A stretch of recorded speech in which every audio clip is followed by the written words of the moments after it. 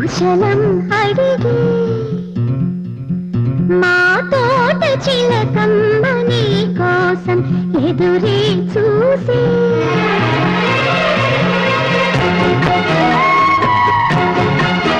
నిన్ను చూసినాక నిద్రైన రాక మనసే పెళ్లి మంత్రాలు కోరిందని దిగి తోగిట హాయిగా కరిగేది నాడని అంటూ మా పెరటి జాన్ చెట్టుపై నన్ని కుశలం అడిగే